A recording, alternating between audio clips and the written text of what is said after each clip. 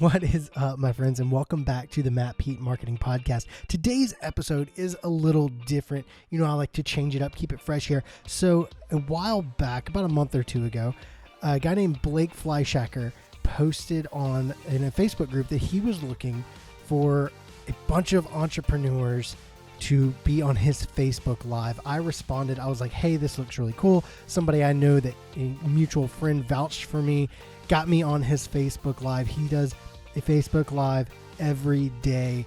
It's really incredible, but he had me on there to talk about marketing and my story and how I got to shoot for John Lee Dumas and all that kind of fun stuff. And I wanted to share it with you. The title of this Facebook Live was How to Make a Good Impression on Anybody, a good first impression. So if you're looking to up your marketing game by finding that perfect marketing person, check out this Facebook Live recording. Blake gave me the okay. He even sent me the recording so I could share it with you on this podcast. Thank you so much, Blake, for being so nice and allowing me to do that. Everybody go check him out, Blake Fleischacker, over on Facebook and his Facebook Lives. Let's jump into the episode. Any moment now. Yes, it says we're live. Matt, hey, there it is. You and I are about to become friends. Thanks for making the time to drop into this thing called Reach 1,000 Lives. And you and I together, we're going to inspire some folks. So what's been a highlight of your day so far? I want to share it, but I don't want to seem like I'm pandering because the highlight of my day genuinely has been going back through and watching some of the old streams that you've been doing. Cool. So like I said, I don't want to come off like I'm just trying to like kiss up to you or anything because I'm on the show now, but like genuinely that's what I've been doing for the past like 2 hours. And it's been really great. Okay, so that is by no means pandering. That's just fun to know. I'd love to hear more. Like, because as you know, I mean, you have a podcast. We never really know who listens to our stuff, who tunes in when. So while you were doing that, like pretend it was a show on Netflix or something, like what was your viewing experience? What were some takeaways? What were some insights? Who are some people you now indirectly have met through the conversations? Yeah, I mean, Edwin's really, that was the first one that I listened to, the one from yesterday. And it really got me fired up. Him talking about how he set the 100 days to 100x his business. Yeah. And how he's on his like third round of that now and how much it's done for him. Like that's super inspiring. So like that, seeing somebody do that and talk about it, like it inspired me. I was like, all right, I have to keep watching these. And the other 2 or 3 that I watched after that, like they were just as good. Like these people have amazing stories. I'm super excited to be a part of it. Yeah. Well, I'm pumped to learn more about your world and your work. So I guess for you, the way that we've kind of wrapped this one, I wrote it down. I was like, okay, we're going to talk about how to make an impression on anyone and grow your biz, which basically gives us free reign to talk about anything awesome. But tell me what comes to mind for Matt when you think of this idea of how to make an impression on anyone, because that's like a big, lofty, exciting topic. Yeah. So I was at a retreat a couple months ago, and I believe B. Evans. She commented. Yes. In the post. So we're getting to know each other. I don't know her too well. Yeah, she's the one who vouched for me in your post. But I was sitting down with her talking about, I told her, I was like, I just don't feel like I'm good at networking. I come to these events like this, and I was actually there shooting video for the event because that's what I do. Yeah. I was like, I just don't think I'm good at networking. I'm always feel weird about it. And we got to talking, and she's like, well, tell me your story. And I told her about how I started my wedding video business. And then I wanted to get into entrepreneurship stuff. And I was following John Lee Dumas at the time. Yeah. So I got on his radar and shot some video for him. And I recently got to talk with Russell Brunson. Nice. Trying to get to do some stuff for him. And she's like, you're not bad at networking. You're like a super networker. She's like, you may not be good in like the retreat, the group settings in person, but like the fact that I can reach out and basically meet my heroes. And you say never meet your heroes. Like so far, everybody I've met's been really awesome. But making that impression, getting in front of those types of people, and not asking for money. Like I didn't reach out to John Lee Dumas and say, hey, can you pay me money? Right. But reaching out to get to know them to grow my network. And that in turn has resulted in me making a lot more money and meeting a lot of awesome people, building my credibility. But just the art of how I've been doing that and reaching out to those people, that's what comes to mind.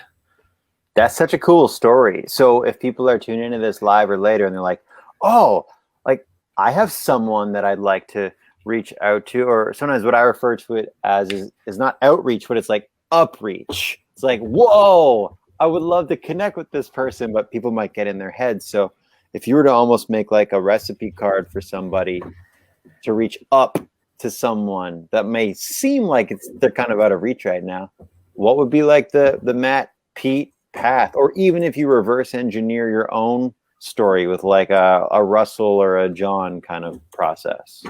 I love the reach up instead of the reach out. I've never thought of it like that. That's cool. I'm gonna have to like write that down. I'm taking notes here. Here's a pen. I got it. I got it for you. I got one right here. So reaching up and like I'm actually working on a project right now to kind of show people, one, how to do that, but then two, just kind of like how to live a crazy fun life in general. So if I were going to break that down, the framework that I have for that is, like you said, one, they're following somebody that they like and they want to reach out to them, get to know them, even if it's just to like say, hey, I appreciate you kind of thing. Yeah. That's the first step, is using it with somebody that you know, somebody you follow, because you know them. So it's not just like, hey, I want to reach out to Elon Musk. Right. Like, I don't know anything about him other than the fact that he runs Tesla. Yeah. So John Lee Dumas, I had been following for months by the time I reached out to him. I was like, man, I really love this guy. I was trying to get in front of him in any way I could. I showed up to a webinar that he was an affiliate for David Siteman Garland, who was selling a course on how to create online courses, which this was 2015. I just graduated college the year before. I didn't have people to sell a course to. Right. I didn't have anything to create a course on. I didn't need to be there. I literally went there because John Lee Dumas was the affiliate for it. And I was like, I want to hang out with John Lee Dumas. So I went. Nice. And I listened to the whole call. This was like an actual event, or this was a webinar? No, this was like a webinar online. Yeah. Yeah. So like anytime John did anything like that online, I was there. Got it. And if I could be there in person, great. But I went to the webinar and John talked at the beginning, and then he chimed in literally like a couple times in the middle of it. Like he was literally just the affiliate. He was bringing in the numbers because he has such a huge following. Right. And later in the call, as he was wrapping up, I was like, all right, I'm about to close my laptop and, leave because I don't need to buy it. And he was in the sales pitch part of it where he's going to pitch the course. So right before I closed the computer, John's like, and I have one surprise for everybody on the call. And I was like, all right, well, John's talking now, so let me stick on for a minute. He's like, for the first 10 people that buy this course, you're going to get a 10-minute strategy session with me where you get to ask 4 questions. That cool. Like, I froze because I was like, I think that's something I have to do. So I bought a $1,500 course that I didn't need. Right. So I could talk to John for 10 minutes a month and a half down the road, because they have to wait for you to get past the 30-day period. Yeah. So you can't just refund your money. Right. But I remember running down the hall, grabbing my credit card, because at the time I was a year out of college. I didn't have any money. Couldn't afford a $15 course. So I put it on like the monthly installments or whatever. Right. And I had a month and a half, month and 10 days where it was to figure out your 10 minutes. Exactly. To prep those 10 minutes. So we had to submit the 4 questions, which I submitted the 4 questions, and I don't remember what the 4 questions even were. Yeah. Wasn't really important to me. I didn't care about the 4 questions. So my goal was to just talk with John, be there, enjoy that time. But then I built a page on the back of my website. Okay. Where I said, hey, John, at the end of the call, I was like, I know it's been 12 minutes now. I don't want to waste too much of your time. I really appreciate all of your help and just taking time to be with me on the chat today. But I built a page on my website for you. So if you can just, whenever you get the chance, go over and check that out. And even if you don't care what's on the webpage, I bought some Audible credits, because he always talks about audiobooks. I was like, I bought some Audible credits for you and Kate, his girlfriend at the time, now fiance. But I was like, I bought some credits. They're at the bottom of the page. Just click over to the page, scroll to the bottom, the codes are there, just for you guys to have as a thank you again. And he's like, all right, cool. Sounds good. I'll talk to you later. So you made a loot bag. That's cool. Exactly. And on that page, my thought process is like, I'm getting him on this page, even if I have to spend what is like $90, $120, whatever it was, to for the credits.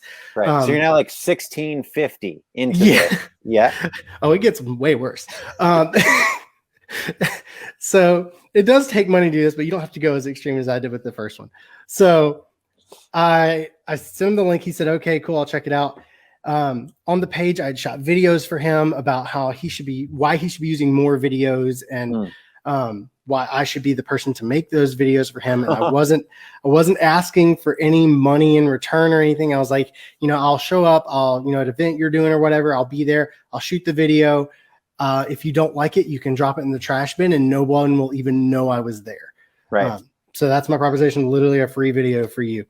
And I remember it was like 4 or 5 days later, he got back to me, and the headline of the email was just like, heck yes, or something like that. Cause his whole thing at the time was like, if it's not a heck yes, it's a no. So he said, heck yes. And I was like talking with some friends. I was like, guys, I gotta take an email real quick. I just step over here real quick. So it's like, this is important for me. So I remember getting that email and screenshotting it and sending it to my wife, or my girlfriend at the time. And I was so excited because he's like, you're the kind of person that I want to be affiliated with and, work with. So heck yes, let's talk. And we set up another call, which super stoked. So I got to jump on a call with him. He invited me to come out to Texas to a conference called Podcast Movement. Okay. Have you ever heard of that one? I've heard of it. I've not been. Oh, you should totally go. It's absolutely amazing. Anyways, aside the point. So I flew me and my girlfriend out to Texas. We shot video for John. He didn't, like I promised, he didn't pay for literally anything. I paid for the flights, the hotel room, the food, everything. Shot a little bit of stuff for Podcast Movement while I was out there because I was there. Yeah. And made a video, and he was the keynote speaker. So I shot a video of his meetup, and then he showed that video the next morning during his keynote talk. Oh, sweet. Yeah. So he liked it, and he showed it, and because part of his talk was about building community. And wow. Yeah. So he's like, you didn't know he was going to show it. It was just what? He wanted to, because at the time with weddings, I was focusing on a thing called same day edits, where I would shoot a video. Yeah, those are stressful.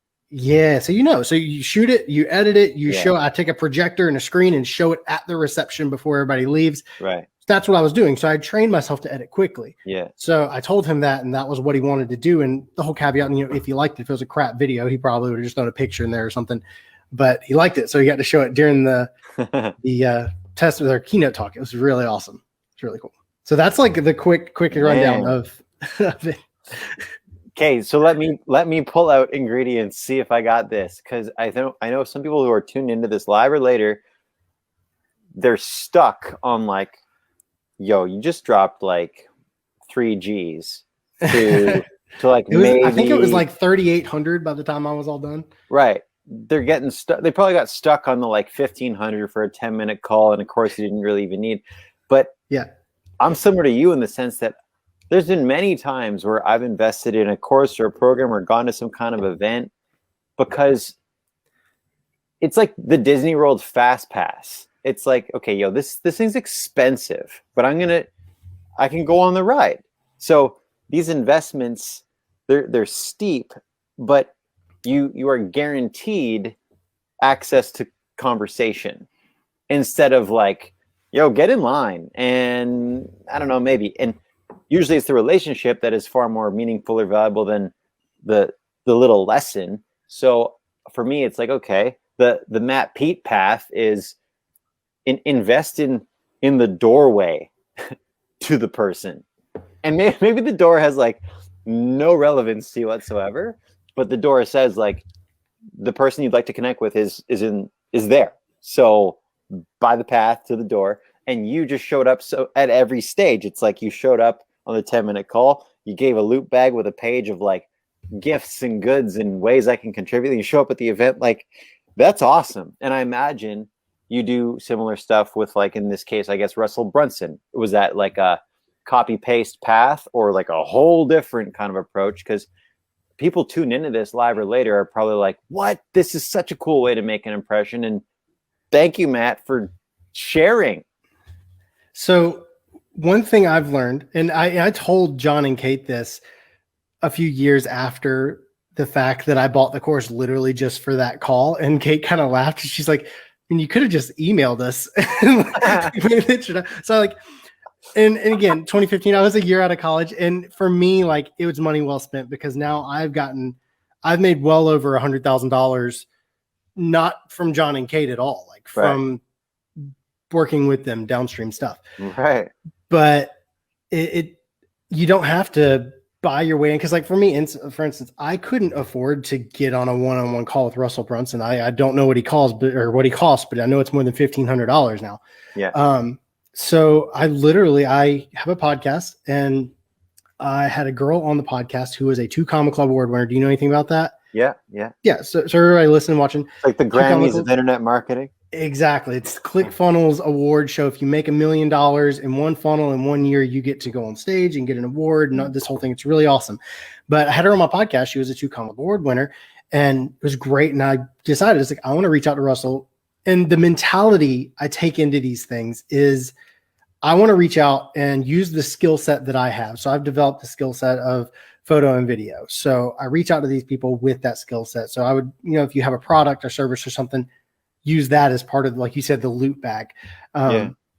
So I wanted to reach out to Russell. I knew I couldn't afford to buy my way in to a call with him, but I knew that I had a connection with somebody who she has had him on her podcast. Mm-hmm. So I know that she knows how to get in touch with him. So I reached out to her and asked how she did it. Yeah. And just those network connections, I actually didn't have to pay to get in front of Russell. I still gave him like the gift bag and I actually built a funnel for him on ClickFunnels because obviously, yeah. So like I built it on ClickFunnels and shot video for him and did the whole, gave him the credits, which he said he had never received Audible credits before. So like, yes, Russell Brunson could probably buy every book from Audible right now. Just like, I'm bored. Let me go buy everything Audible has. Maybe go buy Audible. Exactly. He can do that. But because he can do that, nobody does anything. Like I'm going to say something kind of controversial. The rich and famous people that everybody wants to get in touch with, they're also just like normal people. Yeah. I don't know if people know that. Right. But but I think because I took like such a human approach, I was like, I know you can afford to buy Audible books. It's like, but I wanted to give you a gift to say thank you. So here's 3 free Audible credits or 6 or however many it was. And just put the code at the bottom. There's no like, hey, click here and it'll take you here. It's literally just copy and paste this code into your app and it gives them to you. Right. So, I mean, I didn't have to pay to get in front of him. I built the page. He ended up messaging me because I sent it to him the way that my podcast guest told me to. It got to him. He said, hey, hit me up here. So I emailed and messaged him. We talked back and forth for a little bit. And I mean, I still send him messages and he'll respond and everything. So it's really kind of cool to have that. It's like me and my wife got all excited because I don't make any money from doing it, but like it builds my network, Russell Brunson knows my name now. And we've talked online and, me and John Lee Dumas, me and Kate, John's fiance, like she messaged me the other day. She's like, hey, you guys gonna be a podcast movement. I'd love to meet up and have coffee. Like, sweet. These people, I'm building relationships with these people. I don't make money from them. Like, right. It's just cool to associate with people of that caliber, and in turn, it has grown my business just by association. Right. Oh man, it's so fun to hear these stories. It's like, I joke around with this term business dating. Like I feel as though, my wife, we started dating 12 years ago now, but when you're trying to get a date with the person that you are attracted to, like it's a whole process. Like it's a whole thing. And it's an investment if you want to like spend a life with them. And then in business, I feel like there's so many parallels, but we just don't acknowledge that there are so many parallels in business that there are in just like actually pursuing someone that you want to fall in love with. So sure, maybe the outcome here is like love and a life together, but the outcome here is you want to do a project together, or you want to collaborate, or you want them to hire you, or you want to hire them. But it's all like, it's this road that we go on of I see you and, oh, I hear you like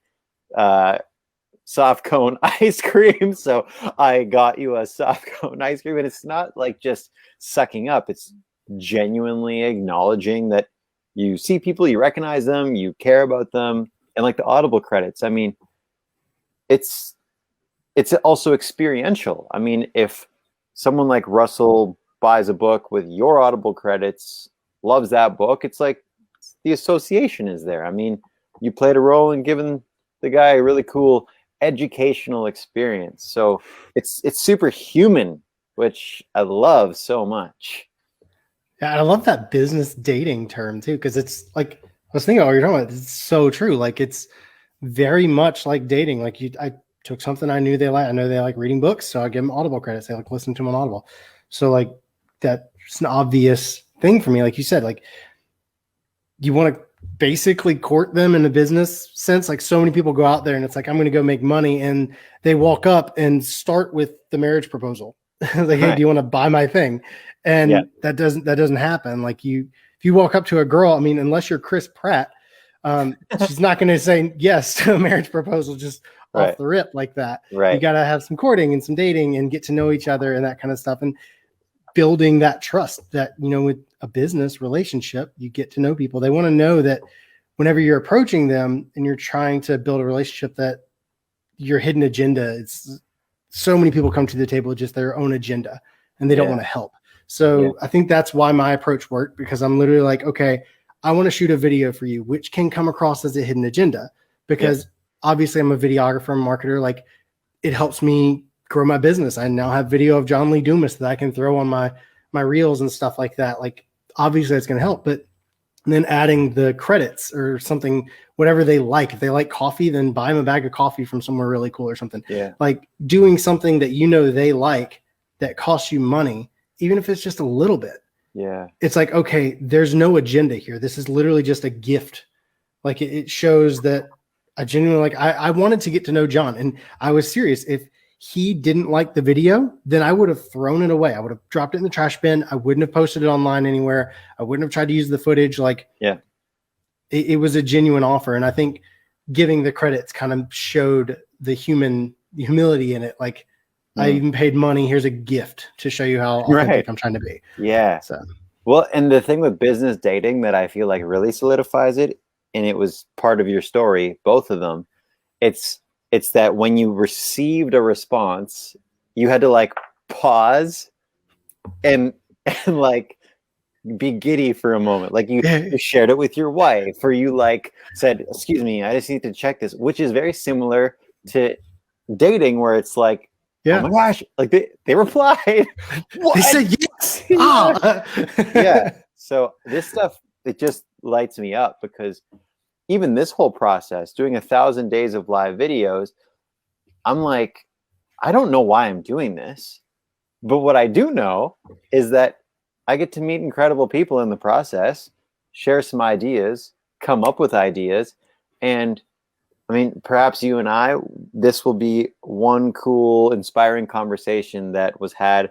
Maybe you and I, we will like form an epic friendship, and we'll chuckle at how it like began with this wacky, yo, I'm doing 1,000 days, want to jump in. So I love that you don't really know what's going to come of the things that you did, but you know that things will come of it in some way, shape, or form. Yeah. And I think that's the mentality. If anybody wants to try doing that and reaching out to somebody you admire and making that connection, having the right mentality about it, going in, not thinking I'm going to shoot this video or I'm going to provide this service, whatever it is, for this awesome person, and I'm going to make a lot of money from it. Like I went into meeting John Lee Dumas with, I just want to meet him. I want to shake his hand and say thank you, because at the time I was in a really tough place with my business. Longer story, but like I listened to his podcast every day for 3 hours because of the commute that I had. Wow. And because he put out road content. Trip buddies. Exactly. So, I mean, for months I drove an hour and a half each way to a job. Wow. And I listened to Entrepreneurs on Fire. And I just wanted to meet him and say thank you. And I was like, while I'm at it, I'm going to try to provide him a service and add some value to his life because of how much value he's added to mine. And it's so intimate to be a podcast follower, because you're driving with the podcast, you might be on a walk or a run with the podcast, maybe even sometimes like falling asleep, you'll just like throw it on your phone. And then it's like the closest thing, because you don't need to be glued to a screen to indulge in it. You can just kind of have it surround you. And for you to do that day in, day out for so long, I mean, what a cool road for that relationship. Oh, it helped so much. Like, I was able to build my business with the inspiration and ideas and motivation from his podcast. I was able to quit that job because of it. So I've been doing it full time now for 7 or 8 years. Wow. So, do you know the guy? He's pals with John Lee Dumas, and he's pals with Russell. Do you know the guy, Stu McLaren? I don't. Yeah, he's in the crew with those guys, but I'll have to check him out. Give him a Google, check him out. But he's a dude that, I mean, he's always making videos and stuff. He's got a crew of his own, but I mean, he doesn't know Matt Pete yet. So yeah, exactly. I mean, Russell Brunson's got like 6 or 7 crews, but I was still able to make an impression and get to talk with him. Yeah, but no, they're all buds. Like, they all hang out at each other's houses and stuff. So make a note. I'm gonna have to check that out because like I've shot video of Pat Flynn. I don't know if you know he's also John, like these guys are all like they're like best friends. Buddies. So like I've shot video of Pat Flynn, but Pat Flynn also has his own videographer. I forgot what his name is, but they're like business partners now on the Switch Pod. So like he's not going anywhere. I'm not going to go in and try to like steal Pat Flynn's videographer job. Right. But I've shot video of him, shot a retreat, a small mastermind retreat down in Puerto Rico. And he was like the keynote speaker all week. So I got to hang out with him, and him and John, like they're like best friends. Like they just didn't even come a day, and they just went and hung out together because they're that close of friends. Yeah. That's fun. So as we kind of come in for landing in our first conversation, what are ways that you just love working with people? Like if people are tuning into this live or later, like, oh, I want to learn more about Matt, or maybe I could work with Matt or be part of Matt's world. Like, what's the stuff that when people are like, hey, Matt, can you help me with this? Or can you work with me on this? What is that like? Yeah. So I have the podcast, the Matt Pete Marketing Podcast, which people can go listen to. I have a bunch of marketing guests on there showing my journey getting into marketing. And it's a really tons of information on that podcast. But I also love doing things like this and like talking business development and marketing growth, business growth, that kind of stuff. I have a Facebook group that I started a couple weeks ago, 2 or 3 weeks ago now. It's only got a few people in it because I've been trying to slowly grow it. Yeah. But if anybody has a business and you want to grow it and you want to talk business, like I love that kind of stuff. So if you want to join that group, it's called Marketing Really Matters. And it's a free group. Just head over there on Facebook and join that. I also do business consulting. So if anybody out there is like, hey, I want to sit down with you one-on-one for a call or for a month or whatever, like we can set up some sessions and do that as well. Amazing. The podcast, ton of free content there. So beautiful. Well, after this, throw some linkity links below in the comments and such. Thing. And I love to ask this question, which is, what's a question you love to be asked? Whether it be about business, life, anything. And then we'll wrap on that question. What is the question I love to be asked? Oh man, that's a tough question. Like, or that's think of a question you hate to be asked, and then we'll go the opposite. I had one guy ask me how I was so lucky, which I feel like anytime you get any kind of attention, people get that question because certain people's mentality. Yeah, right. But I don't know if I have a question I don't like to be asked. I'm ruining your ending here. You're sorry. You're not. It's the mystery piece. I've got one teed up if you need one. I always have one teed up. I mean, I got 1,000 questions in me. So, question I hate being asked. I don't have any questions I hate being asked necessarily. I'm of the mentality, like I'm an admin of like a group that has like 50,000 people. I'm a moderator and have couple other groups. And I'll oftentimes see people come in those groups and they're new to the groups. They're new to whatever the niche is. And they ask a question and they just get railed by people in the group. Like, hey, did you read the manual? Oh, did you Google it? Did you use the search function? And it's like, no, they're clearly very new. Right. And you answering like that isn't making anybody in this group want to be friends with you. So like, I don't really have a question that I hate being asked like off the top of my head. So I'll let you go with your question because I'm going to stew over that one for a while. Well, now I have a real-time question that just hit me based on what you shared, because I think it's fascinating for people who moderate online groups, because it's like, you're a leader of a neighborhood, but a massive one. And sometimes you see people that are like, oh, that was such a cool like way to be. And other times you see people like, oh, why are you being this way? So what for you is something you enjoy the most about moderating an online group? Because I mean, those are like countries, some of them. Yeah. 50,000 people. Like, that's huge. That's really, really huge.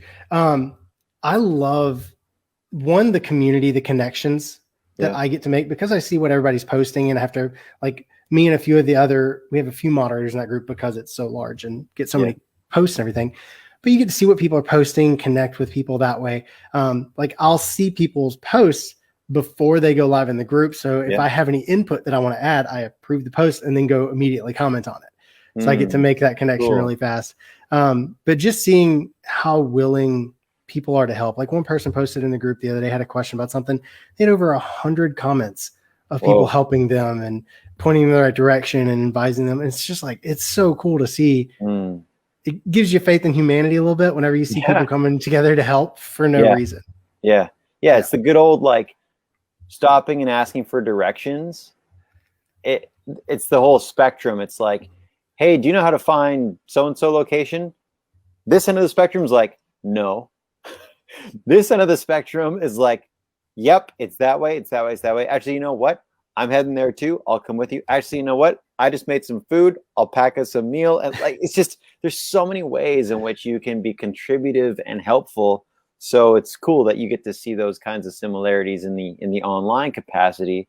And are any of those groups public that people maybe could like join into, benefit from, learn from, or they're all like the secret society worlds behind 20 flaming doors? No, the largest one that I help moderate, it's actually for Podcast Movement. Because after I shot video for John, literally, they had a cruise. They were doing a Podcast Paradise cruise. They were partnering actually with John Lee Dumas and Kate to do the cruise in 2015. And after John showed that video, the two guys, the founders of Podcast Movement, were like, we want that. So like, then they approached me after the conference, ended up going on the cruise and then shooting the conference for them and then shooting another cruise. And I've been shooting the conferences ever since. So I'll be there in a couple of weeks when they have that one in Nashville. Wicked. Yeah. So now I'm a moderator of that group, and I'm like, I help them do as much as I can. And they're just super awesome guys. The founders of Podcast Movement are some of the most genuine people ever. Dan Frakes and Jared Easley. Like Jared, so like me and him and his family go to Disney World all the time. Super fun.